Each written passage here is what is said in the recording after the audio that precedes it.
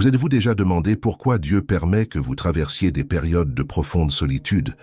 Pourquoi semble-t-il parfois silencieux alors que vous avez le plus besoin de réponses? Et si je vous disais que ces moments ne sont pas de l'abandon, mais plutôt la méthode la plus puissante de Dieu pour transformer votre vie?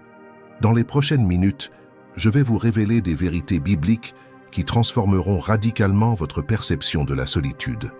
Préparez-vous à découvrir que ce que vous pensiez être un rejet peut en réalité être la plus grande manifestation de l'amour divin. Imaginez un instant la dernière fois où vous vous êtes senti complètement seul.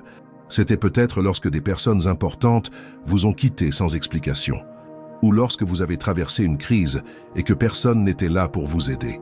À ce moment-là, vous vous êtes peut-être demandé où était Dieu, mais si je vous disais qu'il était plus présent que jamais, et si cette solitude n'était pas une punition, mais une préparation. Il y a une histoire qui résonne toujours profondément en moi. Un jeune pasteur traversait la plus grande crise de sa vie. Sa femme avait demandé le divorce, ses enfants ne lui adressaient plus la parole, l'église dont il était pasteur s'était divisée et la moitié des membres l'avaient quitté. Il se sentait un échec total en tant qu'homme, père et pasteur. Pendant des mois, il a pleuré seul dans son bureau, se demandant si Dieu l'aimait encore, s'il était toujours appelé, si cela valait la peine de continuer. C'est durant cette période de solitude que quelque chose d'extraordinaire se produisit. Sans les distractions de relations conflictuelles, sans la pression de plaire aux autres, sans le besoin de préserver une image, il commença à chercher Dieu d'une manière plus pure et plus intense. Il consacrait des heures à la prière, au jeûne et à la lecture de la Bible. Et c'est là, dans le silence de la solitude, que Dieu commença à lui parler d'une manière qu'il n'avait jamais connue auparavant. Dieu lui a révélé des schémas de vie à briser, des blessures à guérir, des motivations à purifier. Il lui a également révélé une vocation plus grande qu'il n'aurait jamais imaginée. Des années plus tard, il est devenu l'un des évangélistes les plus influents de sa génération, touchant des millions de personnes à travers le monde. Mais tout a commencé lors de cette période solitaire où Dieu l'a profondément façonné. La Bible nous révèle quelque chose d'extraordinaire à propos des moments de solitude. Dans le psaume 46, verset 10, Dieu dit « Arrêtez-vous et sachez que je suis Dieu ». Notez qu'il n'a pas dit « Criez plus fort ou cherchez plus de personnes ». Il a dit « Arrêtez-vous ». Le mot hébreu utilisé ici est « rapha », qui signifie cesser de lutter, se détendre, lâcher prise. C'est comme si Dieu disait « Arrêtez de lutter contre le processus, arrêtez de résister au silence, arrêtez d'essayer de combler le vide par des substituts ». Dans le silence, dans la quiétude, quelque chose de puissant se produit. Dieu commence à révéler les motivations de votre cœur, guérit vos blessures profondes et corrige le cours de votre vie. C'est comme un chirurgien qui a besoin d'un environnement stérile et silencieux pour opérer avec précision. Dieu a besoin de cet environnement de solitude pour opérer l'opération spirituelle qui transformera votre vie. Vous souvenez-vous de l'histoire d'Élie? Cet homme de Dieu venait de vaincre 400 prophètes de Baal sur le mont Carmel, l'un des plus grands miracles de l'Ancien Testament. Le feu descendit du ciel, le peuple se prosterna et proclama que le Seigneur est Dieu. Élie était au sommet de son ministère, entouré de gloire et de reconnaissance. Mais peu après, une simple menace venant d'une femme nommée Jézabel suffisait à le faire fuir, terrifié. Il s'enfuit dans le désert, se cacha sous un genévrier et implora la mort. « Suffit, Seigneur, prends-moi la vie maintenant, car je ne vaux pas mieux que mes pères. » Élie était complètement seul, déprimé, effrayé, s'interrogeant sur sa valeur et sa raison d'être. On aurait dit la fin de la carrière ministérielle de l'un des plus grands prophètes d'Israël. Mais c'est précisément là que Dieu le trouva. D'abord, il prit soin des besoins physiques d'Élie en lui envoyant un ange avec de la nourriture et de l'eau. Puis il l'emmena au mont Horeb, la même montagne où Moïse avait reçu la loi. Et là, quelque chose de révélateur se produisit. D'abord, un vent violent fendit les montagnes et brisa les rochers, mais Dieu n'était pas dans le vent. Puis, il y eut un tremblement de terre, mais Dieu n'était pas dans le tremblement de terre. Puis, il y eut un feu, mais Dieu n'était pas dans le feu. Puis, une petite voix douce se fit entendre, et Dieu était là. Dans le silence, la douceur, la tranquillité que seule la solitude peut procurer. Dans ce moment d'intimité, Dieu ne réprimanda pas Élie pour sa dépression ou sa peur. Il posa une simple question. « Que fais-tu ici, Élie » et laissa le prophète exprimer ses frustrations et ses sentiments. Dieu redéfinit alors le dessein d'Élie. Il révéla qu'il restait encore 7000 hommes en Israël qui n'avaient pas fléchi le genou devant Baal. Il lui confia de nouvelles missions: oindre Hazaël comme roi de Syrie, Jéhu comme roi d'Israël et Élisée comme prophète à sa place. La solitude d'Élie ne marqua pas la fin. C'était un nouveau départ. C'est là que Dieu prépara le prochain chapitre de sa vie. Combien de fois interprétons-nous notre solitude comme un abandon de Dieu, alors qu'en réalité, c'est lui qui nous appelle à une rencontre plus intime avec lui? Combien de fois percevons-nous le silence comme un rejet, alors qu'il est une invitation à une conversation plus profonde? Il est essentiel de comprendre une vérité fondamentale. Lorsque Dieu retire des personnes de votre vie, il n'agit pas cruellement. Il opère chirurgicalement. Tout comme un médecin retire une tumeur pour sauver son patient, Dieu retire les relations qui entravent votre croissance spirituelle. C'est douloureux, certes, mais nécessaire. Lorsqu'il appela Abraham, il lui dit « Quitte ton pays, ta parenté et la maison de ton père, pour le pays que je te montrerai. » Dieu ne faisait pas preuve d'insensibilité. Il savait que certaines influences familiales, certaines traditions culturelles et certaines pressions sociales limiteraient le destin qu'il avait prévu pour Abraham. Abraham devait quitter sa zone de confort, quitter son environnement familier et accepter l'incertitude du chemin pour devenir un père de la foi. S'il était resté à Ur en Chaldée, entouré de sa famille et de ses amis, il n'aurait peut-être jamais développé la foi radicale qui le caractérisait. La séparation a forcé Abraham à dépendre entièrement de Dieu, à croire en ses promesses même lorsque les circonstances semblaient impossibles. Paul nous enseigne dans 2 Corinthiens 6,14 que nous ne devons pas nous mettre sous le même joug que les incroyants. Quel rapport y a-t-il entre la justice et l'iniquité? Et quel rapport y a-t-il entre la lumière et les ténèbres? Il ne s'agit pas ici de supériorité spirituelle, mais de protection et de direction. Dieu voit les liens qui sapent votre foi, les relations qui vous détournent de votre vocation, les gens qui vous murmurent des doutes à l'oreille alors que vous devriez écouter la voix du Saint-Esprit. Il voit les amitiés qui vous dépriment, les relations qui compromettent votre intégrité, les partenariats qui corrompent vos valeurs. Couper ces liens n'est pas un abandon, c'est une délivrance. C'est Dieu qui vous protège des influences qui pourraient entraver l'accomplissement de votre destinée. Parfois, les personnes que Dieu retire de nos vies sont bonnes, mais elles ne sont pas adaptées à notre cheminement. D'autres fois, ce sont des personnes toxiques, déguisées en soutien. Joseph l'avait parfaitement compris. Ses propres frères, poussés par l'envie et la jalousie, l'avaient vendu comme esclave à des marchands ismaélites. Imaginez la douleur, la trahison et l'abandon qu'il ressentit. Fils préféré de Jacob, il nourrissait des rêves grandioses pour son avenir, et soudain, il se retrouva seul, dans un pays étranger, parlant une langue étrangère, au service de gens qui ne le considéraient que comme une propriété.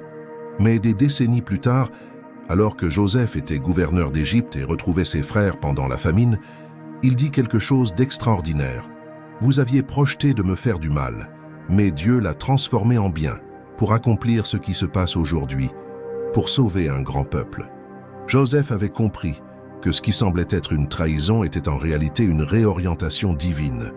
La solitude en Égypte fut le laboratoire où Dieu forgea le caractère de Joseph.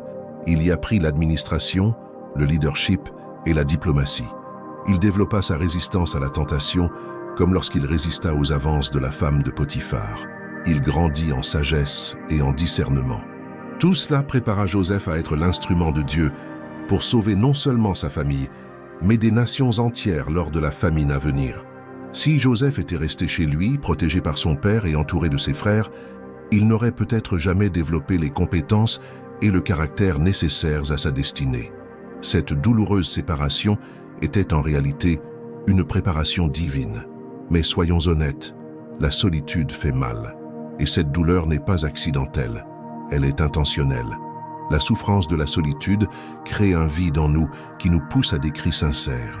Lorsque nous sommes bien entourés, que tous nos besoins sont comblés, nous cherchons rarement Dieu intensément. Mais lorsque la douleur est pressante, lorsque le vide est douloureux, lorsque la solitude pèse lourdement, alors nous crions sincèrement. Jacob traversa cette épreuve. Après des années de fuite devant son frère Ésaü, le moment de leurs retrouvailles arriva. Jacob était effrayé, sachant qu'Ésaü venait à sa rencontre avec 400 hommes. La nuit précédant la rencontre, Jacob était seul. Et là, un homme lutta avec lui jusqu'à l'aube. Cette lutte n'était pas seulement physique, elle était spirituelle. Jacob luttait avec ses peurs, son passé, son identité. Voyant qu'il ne pouvait rien contre Jacob, l'homme toucha l'articulation de sa cuisse et celle-ci se déboîta. Jacob sortit de cette lutte en boitant, mais il en sortit aussi transformé et béni.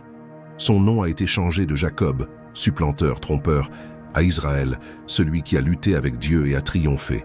Parfois, Dieu a besoin de nous briser pour nous remodeler. Il a besoin de nous disloquer la cuisse pour changer notre démarche. Il a besoin de nous laisser boiter pour nous apprendre à dépendre de lui. Le psalmiste s'écria dans son angoisse, « Dans ma détresse, j'ai invoqué le Seigneur, j'ai crié vers mon Dieu. De son temple, il a entendu ma voix, mon cri est parvenu à ses oreilles. C'est dans la douleur de la solitude qu'il a trouvé sa voie de prière la plus authentique. Ce n'était plus une prière formelle, religieuse, pleine de clichés, c'était un cri désespéré, sincère, venant directement du cœur. Jésus lui-même se retira dans le désert pendant 40 jours, affrontant seul les tentations. Marc rapporte qu'il était avec les bêtes sauvages, et les anges le servaient. Dans le désert, Jésus affronta le diable face à face, sans disciples à soutenir, sans foule à impressionner, sans miracle à accomplir. Il n'y avait que lui, sa foi, et les tentations les plus intenses qu'un être humain puisse affronter. Satan a tenté Jésus précisément là où la solitude est la plus douloureuse. La provision transforme ses pierres en pain.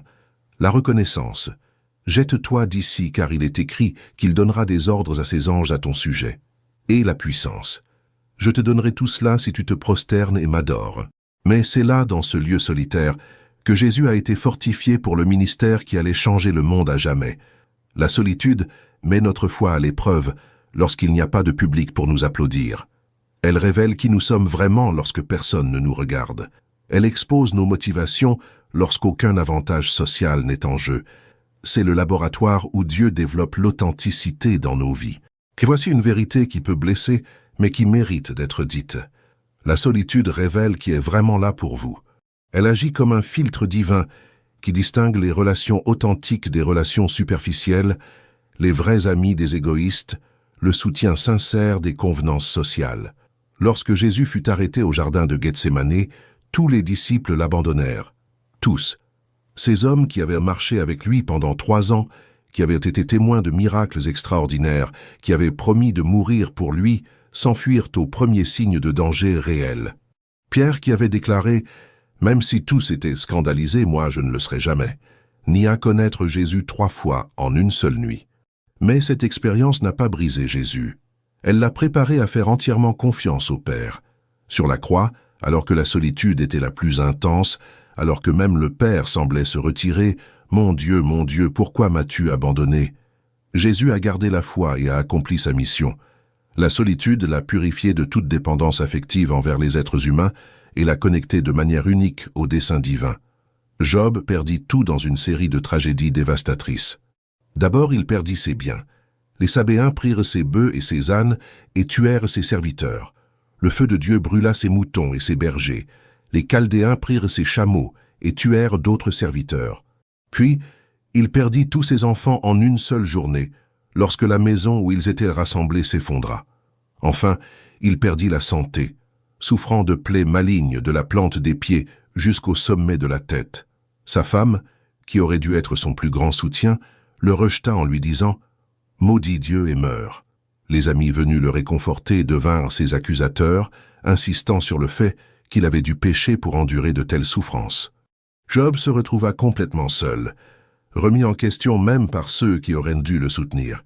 Mais au cœur de sa plus profonde solitude, alors qu'il n'avait plus rien ni personne sur qui s'appuyer, Job fit l'une des plus puissantes déclarations de foi de la Bible. « Je sais que mon Rédempteur est vivant, et qu'à la fin, il se lèvera sur la terre. Et même après que ma peau sera détruite, je verrai Dieu dans ma chair. » La solitude élimina les faux soutiens et fonda sa confiance uniquement sur le Seigneur. Paul a lui aussi vécu cela intensément. Il écrit à Timothée, « Lors de ma première défense, personne ne m'a soutenu, mais tous m'ont abandonné. Que cela ne leur soit pas imputé. Mais le Seigneur m'a soutenu et m'a fortifié, afin que par moi la parole soit pleinement proclamée et que toutes les nations l'entendent, et j'ai été délivré de la gueule du lion. Paul était emprisonné à Rome, menacé d'un procès qui risquait son exécution. Les chrétiens qu'il avait formés, les églises qu'il avait implantées, les dirigeants qu'il avait formés, tous se détournèrent de lui par peur de se retrouver en compagnie. Mais Paul découvrit que lorsque les gens nous abandonnent, Dieu devient plus réel, plus présent, plus suffisant que jamais. La solitude nous apprend que Dieu est suffisant, plus que suffisant. Elle brise notre dépendance émotionnelle envers les autres et nous relie à la source inépuisable d'amour, d'acceptation et de finalité qu'est Dieu lui-même. Si ce contenu vous touche, si vous reconnaissez la main de Dieu dans votre propre cheminement vers la solitude, faites-moi plaisir. Aimez cette vidéo et abonnez-vous à la chaîne. Partagez ce message avec quelqu'un qui a besoin d'entendre ces vérités. Car lorsque Dieu agit en nous à travers la solitude, il veut aussi utiliser notre expérience pour toucher d'autres cœurs blessés qui traversent le même chemin. Le vide que vous ressentez n'est pas sans raison. Dieu utilise la pénurie émotionnelle, relationnelle et même matérielle pour donner un sens et une direction à nos vies. Le livre de l'Ecclésiaste, écrit par Salomon au sommet de sa sagesse et de son expérience, nous rappelle que « vanité des vanités », dit l'Ecclésiaste. Vanité des vanités. Tout est vanité. Cette perception de la futilité des choses terrestres n'est pas du pessimisme, c'est du réalisme spirituel. Lorsque nous ressentons le vide des réalisations humaines, des possessions matérielles et des relations superficielles, nous sommes orientés vers ce qui est éternel et significatif. Le vide des choses temporelles laisse place à la plénitude des choses éternelles. Vous souvenez-vous de la veuve de Sarepta? Son histoire est rapportée dans le premier livre des Rois, chapitre 17. Elle était au bout du rouleau, préparant littéralement son dernier repas pour elle et son fils avant qu'ils ne meurent de faim. Il n'y avait aucun espoir humain, aucune solution visible, personne pour les aider. C'était le vide absolu. Mais c'est précisément à ce moment de pénurie totale que Dieu envoya le prophète Élie avec une promesse qui défiait toute logique humaine. Ainsi parle l'Éternel, le Dieu d'Israël. La farine du pot ne s'épuisera pas, et l'huile de la cruche ne tarira pas, jusqu'au jour où l'Éternel fera tomber de la pluie sur la terre. La veuve a dû faire un choix de foi. Utiliser ses dernières ressources pour préparer d'abord un gâteau pour le prophète, en faisant confiance à la promesse de Dieu, ou économiser pour elle et son fils. Elle a choisi la foi. Et le résultat fut une provision surnaturelle, qui a duré jusqu'à la fin de la sécheresse. Son vide est devenu le réceptacle de la provision divine. Paul comprenait profondément ce principe lorsqu'il écrivait aux Philippiens. « Or ces choses qui étaient pour moi des gains, je les ai regardées comme une perte à cause de Christ.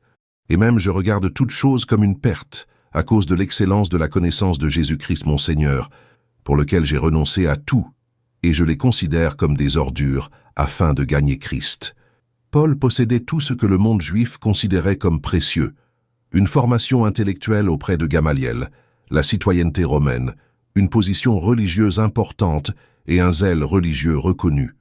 Mais il découvrit que le vide laissé par ses accomplissements humains laissait place à la plénitude du Christ.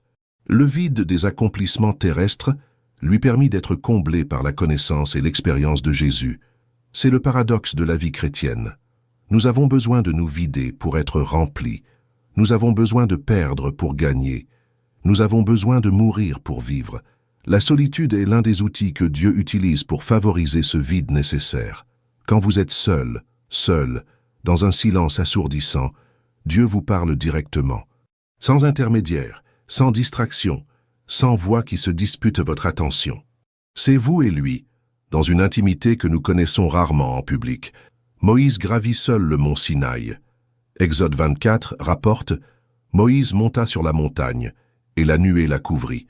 La gloire de l'Éternel demeura sur le mont Sinaï, et la nuée le couvrit 6 jours. Le 7e jour, il appela Moïse du milieu de la nuée. Pendant 6 jours, Moïse resta silencieux, attendant, préparant son cœur.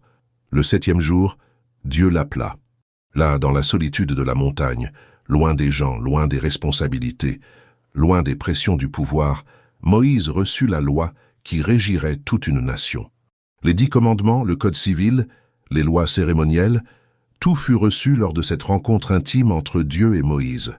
Samuel, encore enfant, entendit la voix de Dieu dans le silence du petit matin.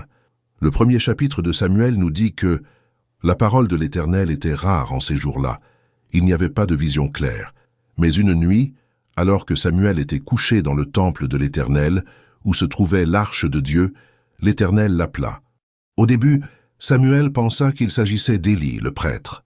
Mais la troisième fois, Élie comprit que c'était Dieu qui parlait et ordonna à Samuel, « Parle, Éternel, car ton serviteur écoute. » C'est là, seul, dans le silence de la nuit, que Samuel reçut sa première révélation prophétique.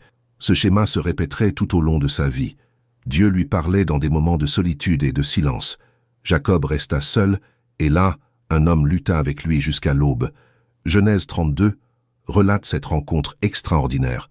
Jacob avait envoyé sa famille de l'autre côté du fleuve Jabbok et était resté seul. C'est dans cette solitude qu'il fit la rencontre qui allait changer sa vie à jamais. Jésus avait l'habitude de se retirer dans des lieux solitaires pour prier. Luc 5,16 rapporte « Il se retirait souvent dans les déserts et priait ». Marc 1,35 rapporte « Le matin, comme il faisait encore sombre, il sortit et se retira dans un lieu désert. Et là, il pria. » Au milieu de l'agitation du ministère, des foules qui le suivaient, aspirant à des miracles, des disciples constamment en questionnement et en lutte, des pharisiens qui le confrontaient sans cesse, Jésus savait qu'il avait besoin de ces moments de solitude avec le Père. C'est là, dans la solitude, qu'il reprenait force, recevait des conseils et maintenait son lien intime avec le Père. Ces moments de solitude n'étaient pas une échappatoire aux responsabilités. Il les préparait. Jésus ressortait de ces moments de prière solitaire avec plus de force, de sagesse et de compassion. La solitude le nourrissait pour son ministère public. Dieu perce le bruit de la vie pour que vous puissiez voir l'essentiel. Nous vivons dans une société bruyante, pleine de distractions, où chacun a son opinion sur votre vie, où les réseaux sociaux nous bombardent d'informations constantes, où le divertissement est toujours à portée de clic. Dans cet environnement de bruit constant, il est presque impossible d'entendre la voix de Dieu. C'est comme essayer d'avoir une conversation intime en boîte de nuit avec de la musique à fond. C'est pourquoi Dieu a parfois besoin de nous éloigner du bruit, de nous placer dans le silence, afin que nous puissions enfin entendre ce qu'il a à dire. Vous souvenez-vous de l'histoire de Marthe et Marie, rapportée dans Luc chapitre 10. Marthe était anxieuse et accablée par tant de travail, inquiète à l'idée de se préparer à accueillir Jésus chez elle. Elle voulait que tout soit parfait, que la nourriture soit abondante, que la maison soit impeccable. Mais au milieu de toute cette excitation, elle perdait de vue l'essentiel. Marie, quant à elle, choisit la bonne part. Elle s'assit aux pieds de Jésus et écouta sa parole. Lorsque Marthe se plaignit de son inutilité, Jésus lui dit « Marthe, Marthe, tu t'inquiètes et tu t'agites pour beaucoup de choses, mais une seule te suffit. Marie a choisi la bonne part, qui ne lui sera pas enlevée. » Parfois, Dieu a besoin de nous éloigner de la précipitation, de l'agitation, des tâches qui nous accaparent, des engagements qui nous étouffent, afin que nous puissions nous concentrer sur l'essentiel. La solitude nous force à faire une pause, à réfléchir, à réorganiser nos priorités. Le psalmiste a prié « Apprends-nous à compter nos jours, afin que nous acquérions un cœur sage. » La solitude nous permet de prendre du recul sur notre vie. Nous pouvons voir où nous gaspillons temps, énergie et émotion pour des choses qui ne nous édifient pas. Nous identifions les relations qui nous épuisent, les activités qui nous détournent de notre but, les objectifs sans valeur éternelle.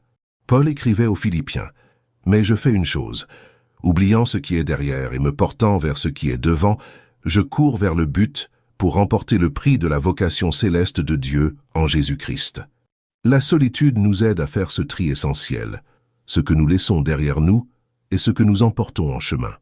Dans la solitude, nous découvrons que beaucoup de choses que nous considérions comme importantes n'étaient que du bruit. Nombre de relations qui accaparaient notre énergie n'étaient que des distractions.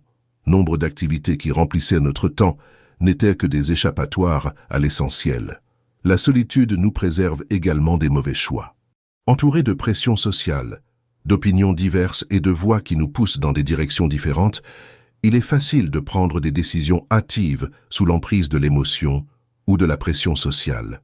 Mais en silence, nous pouvons nous attendre à Dieu, rechercher sa direction et éviter les pièges et les décisions hâtives. Le roi Saül apprit cette leçon à ses dépens. L'histoire est rapportée dans le premier chapitre de Samuel 13. Le prophète Samuel avait ordonné à Saül d'attendre 7 jours à Gilgal, après quoi Samuel viendrait offrir des holocaustes et des sacrifices d'action de grâce. C'était une question d'obéissance et de patience.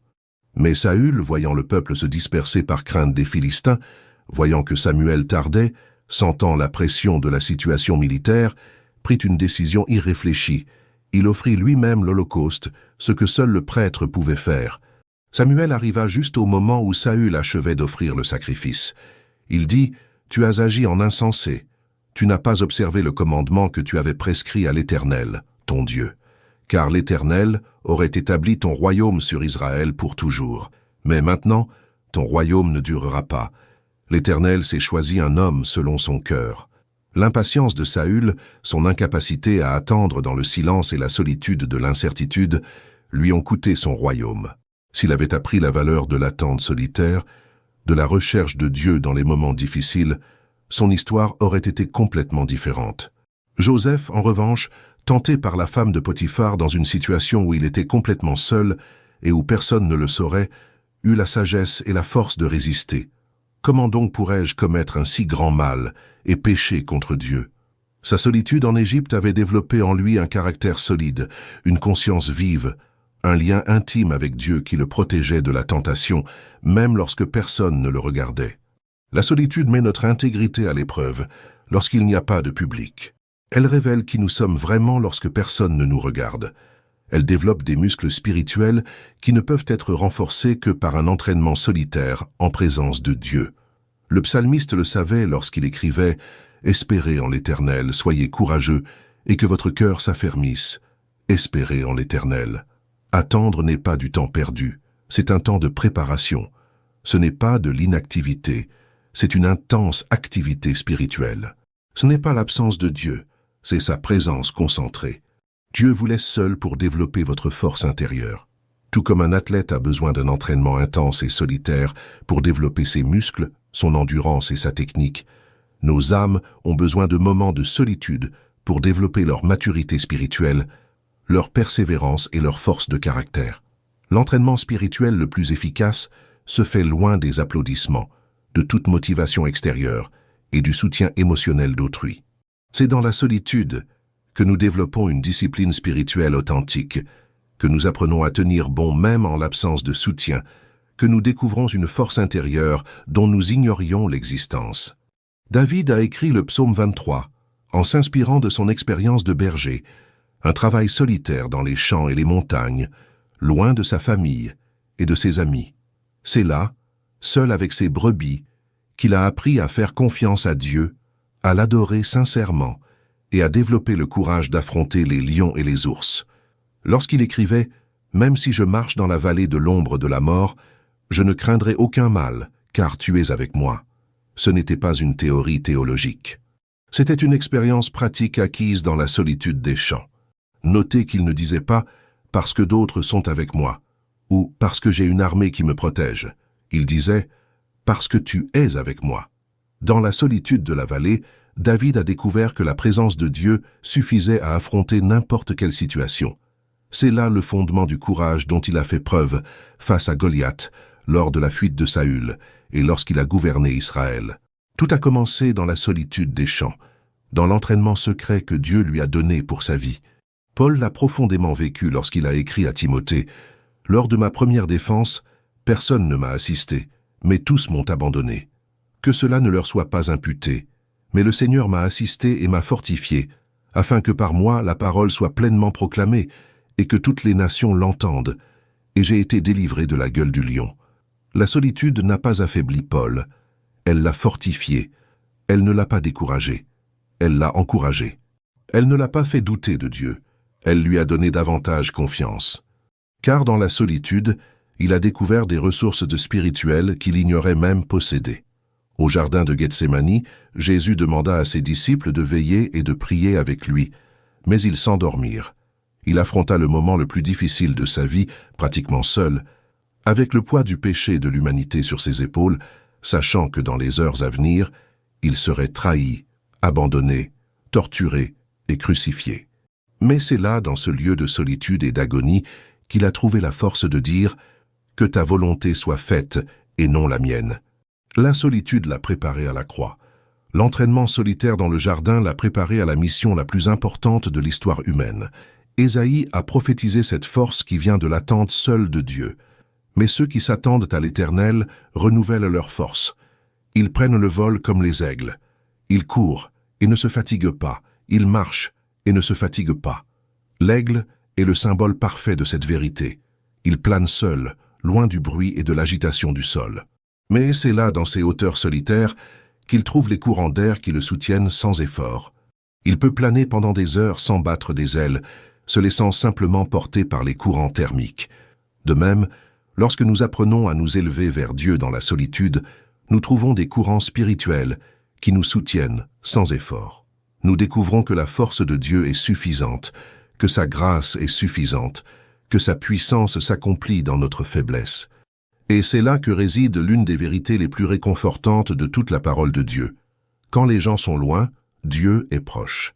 Quand tous les autres sont loin, il demeure et soutient. Quand les êtres humains échouent, il est fidèle. Quand les relations terrestres déçoivent, les relations célestes s'approfondissent. Le psalmiste a déclaré dans le psaume 27, 10 « Quand mon père et ma mère m'abandonneront, l'Éternel me recueillera ». C'est l'une des promesses les plus puissantes de la Bible.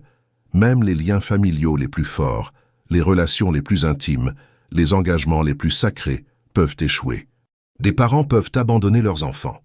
Des enfants peuvent rejeter leurs parents. Des conjoints peuvent rompre des vœux. Des amis peuvent trahir des confidences. Mais Dieu ne faillit jamais. Il n'abandonne jamais. Il ne rejette jamais.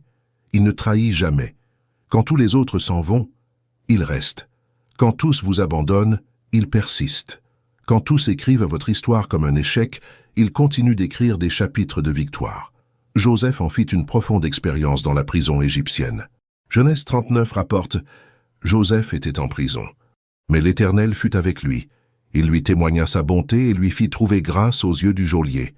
Même emprisonné injustement, abandonné par la famille qui l'avait vendu, oublié par les amis qui avaient promis de se souvenir de lui, faussement accusé par la femme de Potiphar, Dieu était avec Joseph. Sa présence divine était plus réelle dans la solitude de la prison qu'elle ne l'avait été en compagnie de sa famille dysfonctionnelle à Canaan. Paul le savait par expérience lorsqu'il écrivait « Lors de ma première défense, personne ne m'a soutenu, mais tous m'ont abandonné. Mais le Seigneur m'a soutenu et m'a fortifié. Lorsque les gens nous abandonnent, nous découvrons que Dieu était là depuis toujours.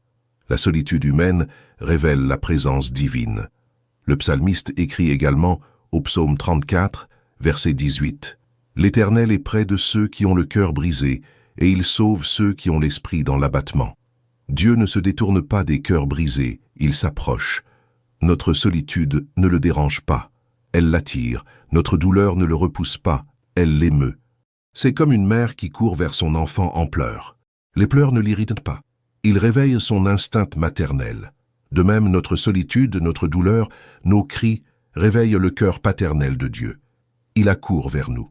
Considérez l'histoire d'Agar, relatée dans les chapitres 16 et 21 de la Genèse.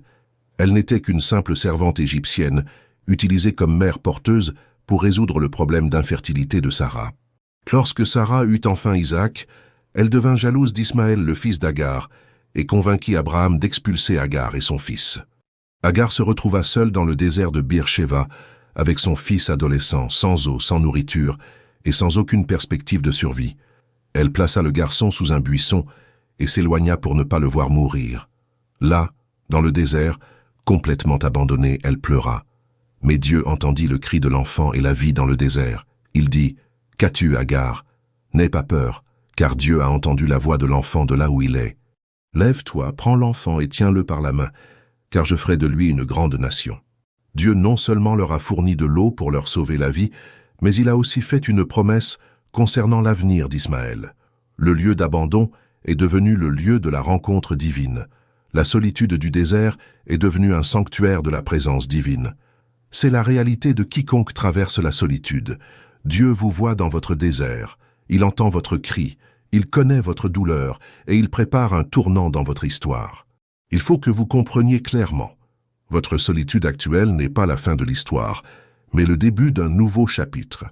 Dieu utilise ce temps apparemment improductif pour éliminer le superflu, renforcer l'essentiel et vous préparer à quelque chose de bien plus grand que ce que vous pouvez imaginer avec votre esprit limité. Peut-être regardez-vous cette vidéo précisément parce que vous traversez une période de solitude intense. Peut-être que des personnes importantes ont récemment quitté votre vie sans explication satisfaisante. Peut-être vous sentez-vous oublié de Dieu, abandonné des autres et sans orientation claire pour l'avenir. Je veux que tu saches une chose, Dieu te voit. Il connaît chaque larme que tu as versée sur ton oreiller pendant ces nuits blanches. Il connaît chaque prière désespérée que tu as murmurée alors que tu pensais que personne ne t'écoutait. Il comprend chaque question qui résonne dans ton esprit. Pourquoi moi? Pourquoi maintenant? Pourquoi comme ça? Mais je veux aussi que vous sachiez qu'il est à l'œuvre. Chaque personne qui a quitté votre vie est partie avec la permission divine. Dieu n'est pas un spectateur passif de votre souffrance. Il est le directeur actif de votre histoire. Chaque refus que vous avez reçu était une façon pour Dieu de vous protéger de quelque chose de moins que ce qu'il avait prévu. Chaque porte qui s'est fermée a fait place à de meilleures portes qui s'ouvriront en temps voulu. Chaque instant de silence divin est une préparation divine pour que Dieu vous entende sa voix plus clairement que jamais. Parfois, il a besoin de faire taire d'autres voix pour que vous appreniez à distinguer la sienne. Parfois, il a besoin de vider votre vie de relations superficielles pour que vous puissiez apprécier la relation profonde que vous pouvez avoir avec lui. La solitude que vous vivez aujourd'hui est le ventre maternel où votre nouveau moi se forme. C'est le désert où votre foi s'affine comme l'or au feu. C'est la grotte où Dieu vous murmure les secrets de son cœur, spécialement à vous. Ne gâchez pas ce temps sacré en essayant désespérément de combler le vide par des relations forcées, des activités frénétiques et enrichissantes, ou des distractions vaines qui ne font que retarder le processus de croissance. Profitez de ce temps pour vous rapprocher de Dieu comme vous ne l'avez peut-être jamais fait auparavant. Profitez de ce temps pour connaître Dieu intimement, non seulement par la tradition religieuse ou la connaissance intellectuelle, mais par une expérience personnelle et concrète. Laissez-le accomplir en vous l'œuvre profonde qui ne peut s'accomplir que dans le silence, loin du bruit et des pressions du monde. Priez davantage et avec plus d'intensité, non pas des prières mécaniques et répétitives, mais des conversations authentiques et sincères avec votre Père céleste. Lisez davantage la parole, non pas comme une obligation religieuse, mais comme une correspondance personnelle avec quelqu'un qui vous aime inconditionnellement. Adorez davantage, non pas comme une performance pour les autres, mais comme une expression sincère de gratitude et d'appréciation. Laissez Dieu guérir de vieilles blessures dont vous ignoriez peut-être l'existence. Laissez-le corriger les schémas de pensée et de comportements destructeurs qui ont saboté vos relations et votre croissance. Laissez-le semer de nouveaux rêves, un espoir renouvelé et une vision élargie de ce qu'il peut accomplir dans votre vie. Laissez-le vous suffire. Découvrez par l'expérience qu'en sa présence règne une joie abondante et qu'à sa droite les plaisirs sont éternels. Apprenez qu'il peut combler des désirs qu'aucune relation humaine ne peut combler. Votre solitude a une date de péremption, mais les leçons que vous en tirerez dureront toujours. Le caractère que Dieu forme en vous durant cette période d'apparente inactivité constituera le fondement solide sur lequel il bâtira votre avenir glorieux. Les bonnes personnes réapparaîtront dans votre vie au bon moment, mais vous serez une personne complètement différente à leur arrivée. Vous aurez le discernement nécessaire pour reconnaître les relations saines. Vous aurez la sagesse de fixer des limites appropriées. Vous aurez la maturité nécessaire pour éviter de devenir émotionnellement dépendant de quiconque autre que Dieu. Votre confiance sera fondée sur l'approbation divine et non sur la validation humaine. À la fin de cette terrible épreuve, Job déclara une déclaration révolutionnaire. « J'avais entendu parler de toi par ouï-dire, mais maintenant mon œil t'a vu. C'est pourquoi je me déteste, et je me repens dans la poussière et la cendre. » Job avait connu Dieu par la tradition religieuse, par la connaissance intellectuelle transmise de génération en génération. Mais dans la solitude de la perte, dans la douleur de l'abandon, dans le silence des réponses sans réponse, il a connu Dieu par une expérience personnelle directe. Et à la fin de l'histoire, lorsque Dieu rétablit la vie de Job, la Bible rapporte « L'Éternel bénit la fin de Job plus que la première. Non seulement il regagna ce qu'il avait perdu, mais il reçut le double. » Il eut 14 000 moutons au lieu de 7 000, 6 000 chameaux au lieu de 3 000, et 1 000 paires de bœufs au lieu de 500. Il vécut 140 ans après cela, ayant des enfants et des petits-enfants jusqu'à la 4e génération. La solitude de Job n'était pas une fin, c'était un nouveau départ. C'était la mort d'une version inférieure de lui-même pour la naissance d'une version élargie et bénie. Lorsque Joseph retrouva ses frères après des décennies de séparation, il n'était plus le jeune homme immature et rêveur qu'ils avaient vendu pour 20 pièces d'argent. C'était un homme mûr, forgé dans la solitude, endurci par l'adversité, préparé par Dieu à être un instrument de salut pour toute une nation et plusieurs générations. Les rêves de jeunesse de Joseph se sont réalisés, mais d'une manière bien plus grande qu'il n'aurait pu l'imaginer. Non seulement il a régné sur ses frères comme il l'avait rêvé, mais il a régné sur toute l'Égypte et a sauvé le monde connu de la famine. La solitude avait élargi sa vision et ses capacités. C'est lorsque David émergea des cavernes, où il s'était caché de Saül, lorsqu'il quitta sa vie de fugitif pour monter sur le trône d'Israël, il n'était plus seulement un jeune berger courageux ayant vaincu un géant. C'était un guerrier aguerri, un adorateur passionné, un chef éprouvé par l'adversité, un homme selon le cœur de Dieu, prêt à gouverner Israël à son âge d'or. Les psaumes que David a écrits pendant des périodes de solitude et de persécution sont devenus une source de réconfort et d'inspiration pour des milliards de personnes à travers l'histoire. Sa solitude a laissé un héritage éternel de culte et de foi. Paul, après avoir été abandonné par ses disciples et avoir connu la solitude d'une prison romaine, a écrit certaines de ses lettres les plus puissantes, Éphésiens, Philippiens, Colossiens et Philémon. Ces lettres, écrites dans la solitude de la prison, ont transformé des vies et façonné la théologie chrétienne pendant 2000 ans. Votre solitude actuelle vous prépare à la saison d'abondance à venir. C'est votre période d'entraînement aux grandes responsabilités que Dieu vous confiera. C'est une période de formation de votre caractère qui vous assurera de futures bénédictions. Ayez confiance en ce processus, même si vous n'en comprenez pas tous les détails. Accueillez ce moment avec enthousiasme, même s'il est douloureux. Laissez Dieu accomplir son œuvre complète en vous, même si rien ne semble se produire extérieurement. Souvenez-vous de l'histoire de la graine. Lorsqu'une graine est plantée en terre, elle reste pendant des semaines comme morte, enfouie dans l'obscurité, sans aucun signe visible de vie. Pour un observateur superficiel, la graine semble avoir été gaspillée, et rien ne se passera. Mais en réalité, sous la terre, des processus incroyables se déroulent. L'enveloppe extérieure se détache. Les racines se développent. La structure interne se réorganise. Le potentiel génétique s'active. Et lorsque la plante germe enfin et émerge du sol, elle possède un système racinaire solide qui la soutiendra tout au long de sa vie. Votre solitude est cette période souterraine. De l'extérieur, vous pouvez avoir l'impression que rien ne se passe, que votre vie stagne, que vous avez été oublié. Mais spirituellement, Dieu accomplit une œuvre profonde et transformatrice. Vos racines spirituelles s'approfondissent. Votre caractère se fortifie. Votre foi se purifie. Et lorsque le temps de la manifestation viendra, lorsque Dieu décidera que vous êtes prêt pour la phase suivante, vous fleurirez avec une force et une beauté qui étonneront tout le monde, y compris vous-même. Durant ce processus, soyez patient avec vous-même. Ne vous comparez pas à ceux qui semblent être dans une période différente. Dieu n'est pas pressé, et vous non plus. Il préfère faire ce qui est juste plutôt que de faire les choses rapidement. Soyez reconnaissants pour les petits signes de la présence de Dieu en cette période difficile. Un verset qui vous touche le cœur pendant votre lecture de la Bible, un chant qui apaise votre âme, un coucher de soleil qui vous rappelle la beauté de la création, un moment de prière où vous ressentez la présence de Dieu d'une manière particulière. Ce sont des cadeaux d'un Père aimant qui ne laisse jamais ses enfants sans réconfort. Gardez espoir. L'espoir n'est pas un optimisme aveugle, c'est une confiance fondée sur le caractère de Dieu. Il est fidèle, il tient ses promesses. Il achève ce qu'il commence. S'il vous a permis d'entrer dans cette période de solitude, c'est qu'il a un dessein glorieux en vue. Profitez de ce temps pour investir en vous-même, non seulement pour vous, mais aussi pour tous ceux que Dieu placera dans votre vie.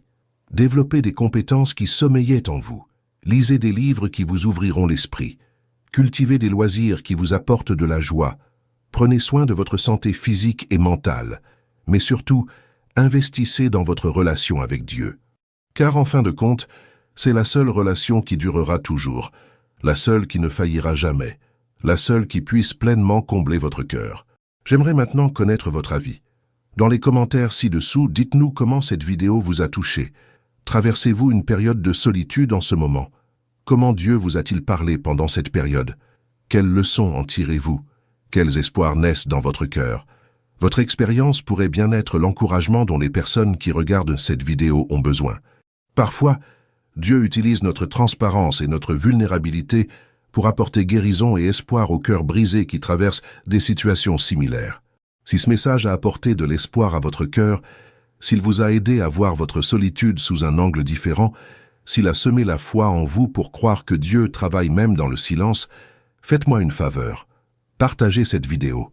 Il y a quelqu'un dans votre entourage qui a besoin d'entendre ces vérités aujourd'hui. Ce pourrait être cet ami qui traverse un divorce douloureux, ce proche qui a perdu son emploi et se sent rejeté, ce collègue qui traverse une crise familiale, ce voisin qui lutte contre la dépression. Soyez l'instrument de Dieu pour apporter de l'espoir à un cœur brisé. Partagez non seulement la vidéo, mais aussi un mot d'encouragement personnel. Montrez à cette personne que vous vous souciez d'elle, que vous priez pour elle et que vous croyez que Dieu a quelque chose de bon pour elle. N'oubliez pas de vous abonner à la chaîne et d'activer les notifications. Chaque semaine, nous vous proposons du contenu qui renforcera votre foi et transformera votre vision de la vie. Des études bibliques approfondies, des réflexions inspirantes, des témoignages édifiants et des leçons pratiques pour votre croissance spirituelle. Ensemble, nous construisons une communauté de personnes qui croient au pouvoir transformateur de la parole de Dieu, qui se soutiennent mutuellement pendant les périodes difficiles, qui célèbrent ensemble les victoires et les miracles, qui grandissent dans la foi et la maturité spirituelle. Il ne s'agit pas seulement d'un public, c'est une famille spirituelle unie par l'amour du Christ et l'espérance de l'Évangile. Vous n'êtes pas seul sur ce chemin. Nous sommes des milliers de personnes à travers le monde qui ont vécu ou vivent des expériences similaires, qui connaissent la douleur de la solitude, mais aussi la fidélité de Dieu. N'oubliez pas, vous n'êtes pas seul dans votre solitude. Dieu est avec vous à chaque instant, œuvrant en vous avec patience et amour, vous préparant à un avenir qui dépassera vos espérances les plus folles. Votre histoire est loin d'être terminée. En fait, les meilleurs chapitres sont encore en cours d'écriture. Le même Dieu qui a transformé la solitude de Joseph en leadership, qui a transformé la solitude de David en une adoration puissante, qui a transformé la solitude de Paul en lettres qui ont changé le monde, travaille dans votre solitude pour produire quelque chose de beau et de significatif. Gardez la foi même lorsqu'elle vacille. Persévérez dans la prière, même lorsque vos paroles semblent se perdre dans le vide. Continuez à attendre, même si l'attente dépasse ce que vous pensiez raisonnable. Attendez-vous aux surprises que Dieu vous réserve. Préparez-vous à des histoires de restauration que vous partagerez avec des larmes de gratitude. Anticipez de nouvelles relations saines qui vous feront comprendre pourquoi d'anciennes ont dû prendre fin. Attendez-vous à des opportunités qui vous révéleront pourquoi certaines portes se sont fermées par le passé. Ayez confiance que Dieu écrit une belle histoire avec votre vie et que cette période de solitude n'est qu'une pause nécessaire entre les chapitres, un temps de préparation au développement surprenant à venir. Priez avec moi maintenant. Père céleste, merci que même dans la solitude, tu sois avec moi. Merci que ce qui semble être un abandon soit en réalité une préparation. Merci que tu vois ma douleur, que tu connais mes larmes et que tu fasses tout concourir à mon bien. Aide-moi à avoir confiance en ton cheminement, à accueillir ce temps de formation et à grandir dans l'intimité avec toi. Prépare mon cœur aux bénédictions à venir. Au nom de Jésus, Amen. Que la paix du Seigneur Jésus-Christ, qui surpasse toute intelligence, garde votre cœur et votre esprit. Que l'espérance inébranlable emplisse votre âme de joie, même au cœur de l'attente. Que l'amour inconditionnel de Dieu soit plus réel pour vous aujourd'hui que jamais. Jusqu'à la prochaine vidéo, gardez les yeux fixés sur Jésus, l'auteur et le consommateur de notre foi. Et que Dieu continue de bénir abondamment votre vie, transformant chaque instant de solitude en opportunité de croissance, chaque larme en graine de joie future. Dans la solitude de la vallée, David a découvert que la présence de Dieu suffisait à affronter n'importe quelle situation. C'est là le fondement du courage dont il a fait preuve face à Goliath, lors de la fuite de Saül et lorsqu'il a gouverné Israël. Tout a commencé dans la solitude des champs, dans l'entraînement secret que Dieu lui a donné pour sa vie. Paul l'a profondément vécu lorsqu'il a écrit à Timothée « Lors de ma première défense, personne ne m'a assisté, mais tous m'ont abandonné. Que cela ne leur soit pas imputé. Mais le Seigneur m'a assisté et m'a fortifié, afin que par moi la parole soit pleinement proclamée et que toutes les nations l'entendent, et j'ai été délivré de la gueule du lion. » La solitude n'a pas affaibli Paul, elle l'a fortifié. Elle ne l'a pas découragé, elle l'a encouragé. Elle ne l'a pas fait douter de Dieu. Elle lui a donné davantage confiance, car dans la solitude, il a découvert des ressources spirituelles qu'il ignorait même posséder. Au jardin de Gethsémani, Jésus demanda à ses disciples de veiller et de prier avec lui, mais ils s'endormirent. Il affronta le moment le plus difficile de sa vie, pratiquement seul, avec le poids du péché de l'humanité sur ses épaules, sachant que dans les heures à venir, il serait trahi, abandonné, torturé et crucifié. Mais c'est là, dans ce lieu de solitude et d'agonie, qu'il a trouvé la force de dire « Que ta volonté soit faite et non la mienne ». La solitude l'a préparé à la croix. L'entraînement solitaire dans le jardin l'a préparé à la mission la plus importante de l'histoire humaine. Ésaïe a prophétisé cette force qui vient de l'attente seule de Dieu. Mais ceux qui s'attendent à l'Éternel renouvellent leur force. Ils prennent le vol comme les aigles, ils courent et ne se fatiguent pas, ils marchent et ne se fatiguent pas. L'aigle est le symbole parfait de cette vérité. Il plane seul, loin du bruit et de l'agitation du sol. Mais c'est là, dans ces hauteurs solitaires, qu'il trouve les courants d'air qui le soutiennent sans effort. Il peut planer pendant des heures sans battre des ailes, se laissant simplement porter par les courants thermiques. De même, lorsque nous apprenons à nous élever vers Dieu dans la solitude, nous trouvons des courants spirituels qui nous soutiennent sans effort. Nous découvrons que la force de Dieu est suffisante, que sa grâce est suffisante, que sa puissance s'accomplit dans notre faiblesse. Et c'est là que réside l'une des vérités les plus réconfortantes de toute la parole de Dieu. Quand les gens sont loin, Dieu est proche. Quand tous les autres sont loin, il demeure et soutient. Quand les êtres humains échouent, il est fidèle. Quand les relations terrestres déçoivent, les relations célestes s'approfondissent. Le psalmiste a déclaré dans le psaume 27, 10 « Quand mon père et ma mère m'abandonneront, l'Éternel me recueillera ». C'est l'une des promesses les plus puissantes de la Bible. Même les liens familiaux les plus forts, les relations les plus intimes, les engagements les plus sacrés peuvent échouer. Des parents peuvent abandonner leurs enfants, des enfants peuvent rejeter leurs parents, des conjoints peuvent rompre des vœux, des amis peuvent trahir des confidences. Mais Dieu ne faillit jamais, il n'abandonne jamais, il ne rejette jamais, il ne trahit jamais. Quand tous les autres s'en vont, il reste. Quand tous vous abandonnent, il persiste. Quand tous écrivent votre histoire comme un échec, ils continuent d'écrire des chapitres de victoire. Joseph en fit une profonde expérience dans la prison égyptienne. Genèse 39 rapporte « Joseph était en prison, mais l'Éternel fut avec lui, il lui témoigna sa bonté et lui fit trouver grâce aux yeux du geôlier. » Même emprisonné injustement, abandonné par la famille qui l'avait vendu, oublié par les amis qui avaient promis de se souvenir de lui, faussement accusé par la femme de Potiphar, Dieu était avec Joseph. Sa présence divine était plus réelle dans la solitude de la prison qu'elle ne l'avait été en compagnie de sa famille dysfonctionnelle à Canaan. La Bible continue, « Et l'Éternel fit prospérer entre ses mains tout ce qu'il entreprenait. » Même en prison, Joseph prospéra. Même dans la solitude, il grandit. Même abandonné, il s'épanouit. Car Dieu était avec lui d'une manière particulière. Paul le savait par expérience lorsqu'il écrivait « Lors de ma première défense, personne ne m'a soutenu, mais tous m'ont abandonné. Mais le Seigneur m'a soutenu et m'a fortifié. » Lorsque les gens nous abandonnent, nous découvrons que Dieu était là depuis toujours. La solitude humaine révèle la présence divine. Le psalmiste écrit également au psaume 34, verset 18, « L'Éternel est près de ceux qui ont le cœur brisé, et il sauve ceux qui ont l'esprit dans l'abattement. » Dieu ne se détourne pas des cœurs brisés. Il s'approche. Notre solitude ne le dérange pas. Elle l'attire. Notre douleur ne le repousse pas. Elle l'émeut. C'est comme une mère qui court vers son enfant en pleurs. Les pleurs ne l'irritent pas. Ils réveillent son instinct maternel. De même, notre solitude, notre douleur, nos cris, réveillent le cœur paternel de Dieu. Il accourt vers nous. Considérez l'histoire d'Agar relatée dans les chapitres 16 et 21 de la Genèse.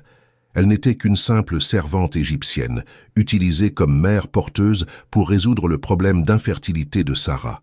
Lorsque Sarah eut enfin Isaac, elle devint jalouse d'Ismaël, le fils d'Agar, et convainquit Abraham d'expulser Agar et son fils. Agar se retrouva seule dans le désert de Beersheba, avec son fils adolescent, sans eau, sans nourriture et sans aucune perspective de survie. Elle plaça le garçon sous un buisson et s'éloigna, à portée d'arc, pour ne pas voir sa mort. Là, dans le désert, complètement abandonnée, elle pleura. Mais la Bible dit que Dieu entendit la voix du jeune homme. Non seulement le cri d'Agar, mais aussi celui d'Ismaël parvinrent aux oreilles de Dieu. L'ange de Dieu appela Agar du ciel et lui dit « Qu'as-tu, Agar? N'aie pas peur, car Dieu a entendu la voix du jeune homme là où il est. Lève-toi, prends le jeune homme et tiens-le par la main, car je ferai de lui une grande nation. » Dieu leur a non seulement fourni de l'eau pour leur sauver la vie, mais il a aussi fait une promesse concernant l'avenir d'Ismaël. Le lieu d'abandon est devenu le lieu de la rencontre divine. La solitude du désert est devenue un sanctuaire de la présence divine. Et la Bible rapporte « Et Dieu partit avec l'enfant ». C'est la réalité de quiconque traverse la solitude. Dieu vous voit dans votre désert. Il entend votre cri. Il connaît votre douleur. Et il prépare un tournant dans votre histoire que vous ne pouvez même pas imaginer. Il faut que vous compreniez clairement. Votre solitude actuelle n'est pas la fin de l'histoire, mais le début d'un nouveau chapitre. Dieu utilise ce temps apparemment improductif pour éliminer le superflu, renforcer l'essentiel et vous préparer à quelque chose de bien plus grand que ce que vous pouvez imaginer avec votre esprit limité. Peut-être regardez-vous cette vidéo précisément parce que vous traversez une période de solitude intense. Peut-être que des personnes importantes ont récemment quitté votre vie sans explication satisfaisante. Peut-être vous sentez-vous oublié de Dieu, abandonné des autres et sans orientation claire pour l'avenir. Je veux que tu saches une chose. Dieu te voit. Il connaît chaque larme que tu as versée sur ton oreiller pendant ces nuits blanches. Il connaît chaque prière désespérée que tu as murmurée alors que tu pensais que personne ne t'écoutait. Il comprend chaque question qui résonne dans ton esprit. Pourquoi moi? Pourquoi maintenant? Pourquoi comme ça? Mais je veux aussi que vous sachiez qu'il est à l'œuvre. Chaque personne qui a quitté votre vie est partie avec la permission divine. Dieu n'est pas un spectateur passif de votre souffrance, il est le directeur actif de votre histoire. Chaque refus que vous avez reçu était une façon pour Dieu de vous protéger de quelque chose de moins que ce qu'il avait prévu. Chaque porte qui s'est fermée a fait place à de meilleures portes qui s'ouvriront en temps voulu. Chaque instant de silence divin est une préparation divine pour que Dieu vous entende sa voix plus clairement que jamais. Parfois, il a besoin de faire taire d'autres voix pour que vous appreniez à distinguer la sienne. Parfois, il a besoin de vider votre vie de relations superficielles pour que vous puissiez apprécier la relation profonde que vous pouvez avoir avec lui. La solitude que vous vivez aujourd'hui est le ventre maternel où votre nouveau moi se forme. C'est le désert où votre foi s'affine comme l'or au feu. C'est la grotte où Dieu vous murmure les secrets de son cœur, spécialement à vous. Ne gâchez pas ce temps sacré en essayant désespérément de combler le vide par des relations forcées, des activités frénétiques et enrichissantes, ou des distractions vaines qui ne font que retarder le processus de croissance. Profitez de ce temps pour vous rapprocher de Dieu comme vous ne l'avez peut-être jamais fait auparavant.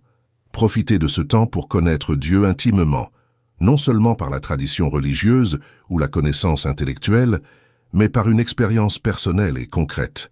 Laissez-le accomplir en vous l'œuvre profonde qui ne peut s'accomplir que dans le silence, loin du bruit et des pressions du monde. Priez davantage et avec plus d'intensité. Non pas des prières mécaniques et répétitives, mais des conversations authentiques et sincères avec votre Père céleste. Lisez davantage la parole, non pas comme une obligation religieuse, mais comme une correspondance personnelle avec quelqu'un qui vous aime inconditionnellement. Adorez davantage, non pas comme une performance pour les autres, mais comme une expression sincère de gratitude et d'appréciation. Laissez Dieu guérir de vieilles blessures dont vous ignoriez peut-être l'existence. Laissez-le corriger les schémas de pensée et de comportements destructeurs qui ont saboté vos relations et votre croissance. Laissez-le semer de nouveaux rêves, un espoir renouvelé et une vision élargie de ce qu'il peut accomplir dans votre vie. Laissez-le vous suffire. Découvrez par l'expérience qu'en sa présence règne une joie abondante et qu'à sa droite, les plaisirs sont éternels. Apprenez qu'il peut combler des désirs qu'aucune relation humaine ne peut combler. Durant ce processus de croissance, soyez patient avec vous-même. Ne vous comparez pas aux autres qui semblent être à une époque différente. Chacun a son propre rythme, son propre cheminement, Dieu n'est pas pressé, et vous non plus. Il préfère faire ce qui est juste, plutôt que de faire les choses rapidement. Soyez reconnaissants pour les petits signes de la présence de Dieu en cette période difficile. Un verset qui vous touche le cœur lors de votre lecture biblique matinale. Un chant qui apaise votre âme dans une période difficile. Un coucher de soleil qui vous rappelle la beauté de la création divine. Un moment de prière où vous ressentez la présence de Dieu d'une manière particulière. Ce sont des cadeaux d'un Père aimant qui ne laisse jamais ses enfants sans réconfort. Gardez l'espoir vivant dans votre cœur. L'espoir n'est pas un optimisme aveugle ni un vœu pieux. C'est une confiance fondée sur le caractère immuable de Dieu. Il est fidèle, il tient ses promesses, il achève ce qu'il commence. S'il vous a permis d'entrer dans cette période de solitude, c'est qu'un dessein glorieux se déroule en coulisses dans votre vie. Profitez de ce temps pour investir en vous-même, non seulement pour vous, mais aussi pour tous ceux que Dieu placera dans votre vie. Développez des compétences qui sommeillaient en vous. Lisez des livres qui élargissent votre esprit et vos connaissances. Cultivez des loisirs qui vous apportent joie et épanouissement. Prenez soin de votre santé physique et mentale. Mais surtout, investissez dans votre relation avec Dieu. Car, en fin de compte, c'est la seule relation qui durera toujours, la seule qui ne faillira jamais, la seule qui puisse pleinement satisfaire votre cœur assoiffé. Votre solitude a une date de péremption, mais les leçons que vous en tirerez dureront toujours. Le caractère que Dieu forme en vous durant cette période d'apparente inactivité constituera le fondement solide sur lequel il bâtira votre avenir glorieux. Les bonnes personnes réapparaîtront dans votre vie au bon moment, mais vous serez une personne complètement différente à leur arrivée. Vous aurez le discernement nécessaire pour reconnaître les relations saines. Vous aurez la sagesse de fixer des limites appropriées. Vous aurez la maturité nécessaire pour éviter de devenir émotionnellement dépendant de quiconque autre que Dieu. Votre confiance sera fondée sur l'approbation divine et non sur la validation humaine. À la fin de cette terrible épreuve, Job déclara une déclaration révolutionnaire. « J'avais entendu parler de toi par ouï-dire, mais maintenant mon œil t'a vu.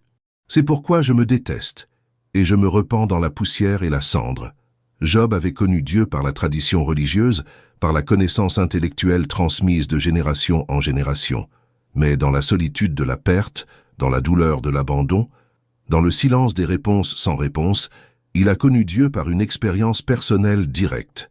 Qu'à la fin de l'histoire, lorsque Dieu rétablit la vie de Job, la Bible rapporte « L'Éternel bénit la fin de Job plus que la première. Non seulement il regagna ce qu'il avait perdu, mais il reçut le double. Il eut 14 000 moutons au lieu de 7 000, 6 000 chameaux au lieu de 3 000, et 1000 paires de bœufs au lieu de 500. Il vécut 140 ans après cela, ayant des enfants et des petits-enfants jusqu'à la 4e génération. La solitude de Job n'était pas une fin, c'était un nouveau départ. C'était la mort d'une version inférieure de lui-même pour la naissance d'une version élargie et bénie. Lorsque Joseph retrouva ses frères après des décennies de séparation, il n'était plus le jeune homme immature et rêveur qu'ils avaient vendu pour 20 pièces d'argent. C'était un homme mûr, forgé dans la solitude, endurci par l'adversité, préparé par Dieu à être un instrument de salut pour toute une nation et plusieurs générations. Les rêves de jeunesse de Joseph se sont réalisés, mais d'une manière bien plus grande qu'il n'aurait pu l'imaginer. Non seulement il a régné sur ses frères comme il l'avait rêvé, mais il a régné sur toute l'Égypte et a sauvé le monde connu de la famine. La solitude avait élargi sa vision et ses capacités. Lorsque David émergea des cavernes où il s'était caché de Saül, lorsqu'il quitta sa vie de fugitif pour monter sur le trône d'Israël, il n'était plus seulement un jeune berger courageux ayant vaincu un géant. C'était un guerrier aguerri, un adorateur passionné, un chef éprouvé par l'adversité, un homme selon le cœur de Dieu, prêt à gouverner Israël à son âge d'or. Les psaumes que David a écrits pendant des périodes de solitude et de persécution sont devenus une source de réconfort et d'inspiration pour des milliards de personnes à travers l'histoire. Sa solitude a laissé un héritage éternel de culte et de foi. Paul, après avoir été abandonné par ses disciples et avoir connu la solitude d'une prison romaine, a écrit certaines de ses lettres les plus puissantes, Éphésiens, Philippiens, Colossiens et Philémon. Ces lettres, écrites dans la solitude de la prison, ont transformé des vies et façonné la théologie chrétienne pendant 2000 ans. Votre solitude actuelle vous prépare à la saison d'abondance à venir. C'est votre période d'entraînement aux grandes responsabilités que Dieu vous confiera. C'est une période de formation de votre caractère qui vous assurera de futures bénédictions. Ayez confiance en ce processus, même si vous n'en comprenez pas tous les détails. Accueillez ce moment avec enthousiasme, même s'il est douloureux. Laissez Dieu accomplir son œuvre complète en vous, même si rien ne semble se produire extérieurement. Souvenez-vous de l'histoire de la graine. Lorsqu'une graine est plantée en terre, elle reste pendant des semaines comme morte, enfouie dans l'obscurité, sans aucun signe visible de vie. Pour un observateur superficiel, la graine semble avoir été gaspillée et rien ne se passera. Mais en réalité, sous la terre, des processus incroyables se déroulent. L'enveloppe extérieure se détache, les racines se développent, la structure interne se réorganise, le potentiel génétique s'active, et lorsque la plante germe enfin et émerge du sol, elle possède un système racinaire solide qui la soutiendra tout au long de sa vie. Votre solitude est cette période souterraine. De l'extérieur, vous pouvez avoir l'impression que rien ne se passe, que votre vie stagne, que vous avez été oublié. Mais spirituellement, Dieu accomplit une œuvre profonde et transformatrice. Vos racines spirituelles s'approfondissent, votre caractère se fortifie, votre foi se purifie, et lorsque le temps de la manifestation viendra, lorsque Dieu décidera que vous êtes prêt pour la phase suivante, vous fleurirez avec une force et une beauté qui étonneront tout le monde, y compris vous-même. J'aimerais maintenant connaître votre avis. Dans les commentaires ci-dessous, dites-nous comment cette vidéo vous a touché. Traversez-vous une période de solitude en ce moment? Comment Dieu vous a-t-il parlé pendant cette période? Quelles leçons en tirez-vous? Quels espoirs naissent dans votre cœur? Votre expérience pourrait bien être l'encouragement dont les personnes qui regardent cette vidéo ont besoin. Parfois, Dieu utilise notre transparence et notre vulnérabilité pour apporter guérison et espoir aux cœurs brisés qui traversent des situations similaires. Si ce message a apporté de l'espoir à votre cœur, s'il vous a aidé à voir votre solitude sous un angle différent, s'il a semé la foi en vous pour croire que Dieu travaille même dans le silence, faites-moi une faveur. Partagez cette vidéo. Il y a quelqu'un dans votre entourage qui a besoin d'entendre ces vérités aujourd'hui. Ce pourrait être cet ami qui traverse un divorce douloureux, ce proche qui a perdu son emploi et se sent rejeté, ce collègue qui traverse une crise familiale, ce voisin qui lutte contre la dépression. Soyez l'instrument de Dieu pour apporter de l'espoir à un cœur brisé. Partagez non seulement la vidéo, mais aussi un mot d'encouragement personnel. Montrez à cette personne que vous vous souciez d'elle, que vous priez pour elle, et que vous croyez que Dieu a quelque chose de bon pour elle. N'oubliez pas de vous abonner à la chaîne et d'activer les notifications. Chaque semaine, nous vous proposons du contenu qui renforcera votre foi et transformera votre vision de la vie. Des études bibliques approfondies, des réflexions inspirantes, des témoignages édifiants et des leçons pratiques pour votre croissance spirituelle. Ensemble, nous construisons une communauté de personnes qui croient au pouvoir transformateur de la parole de Dieu, qui se soutiennent mutuellement pendant les périodes difficiles, qui célèbrent ensemble les victoires et les miracles, qui grandissent dans la foi et la maturité spirituelle. Il ne s'agit pas seulement d'un public, c'est une famille spirituelle unie par l'amour du Christ et l'espérance de l'Évangile. Vous n'êtes pas seul sur ce chemin. Nous sommes des milliers de personnes à travers le monde qui ont vécu ou vivent des expériences similaires, qui connaissent la douleur de la solitude, mais aussi la fidélité de Dieu. N'oubliez pas, vous n'êtes pas seul dans votre solitude. Dieu est avec vous à chaque instant, œuvrant en vous avec patience et amour, vous préparant à un avenir qui dépassera vos espérances les plus folles. Votre histoire est loin d'être terminée. En fait, les meilleurs chapitres sont encore en cours d'écriture. Le même Dieu qui a transformé la solitude de Joseph en leadership, qui a transformé la solitude de David en une adoration puissante, qui a transformé la solitude de Paul en lettres qui ont changé le monde, travaille dans votre solitude pour produire quelque chose de beau et de significatif. Gardez la foi, même lorsqu'elle vacille. Persévérez dans la prière même lorsque vos paroles semblent se perdre dans le vide. Continuez à attendre, même si l'attente dépasse ce que vous pensiez raisonnable. Attendez-vous aux surprises que Dieu vous réserve. Préparez-vous à des histoires de restauration que vous partagerez avec des larmes de gratitude. Anticipez de nouvelles relations saines qui vous feront comprendre pourquoi d'anciennes ont dû prendre fin. Attendez-vous à des opportunités qui vous révéleront pourquoi certaines portes se sont fermées par le passé. Ayez confiance que Dieu écrit une belle histoire avec votre vie et que cette période de solitude n'est qu'une pause nécessaire entre les chapitres, un temps de préparation au développement surprenant à venir. Priez avec moi maintenant. Père Céleste, merci que même dans la solitude tu sois avec moi. Merci que ce qui semble être un abandon soit en réalité une préparation. Merci que tu vois ma douleur, que tu connais mes larmes et que tu fasses tout concourir à mon bien. Aide-moi à avoir confiance en ton cheminement, à accueillir ce temps de formation et à grandir dans l'intimité avec toi. Prépare mon cœur aux bénédictions à venir. Au nom de Jésus, Amen. Que la paix du Seigneur Jésus-Christ, qui surpasse toute intelligence, garde votre cœur et votre esprit. Que l'espérance inébranlable emplisse votre âme de joie, même au cœur de l'attente. Que l'amour inconditionnel de Dieu soit plus réel pour vous aujourd'hui que jamais. Jusqu'à la prochaine vidéo, gardez les yeux fixés sur Jésus, l'auteur et le consommateur de notre foi. Et que Dieu continue de bénir abondamment votre vie, transformant chaque instant de solitude en opportunité de croissance, chaque larme en graine de joie future. N'oubliez pas, votre solitude n'est pas la fin de l'histoire, c'est le début du meilleur chapitre de votre vie. Dieu n'en a pas fini avec vous. Il ne fait que commencer. Le meilleur reste à venir.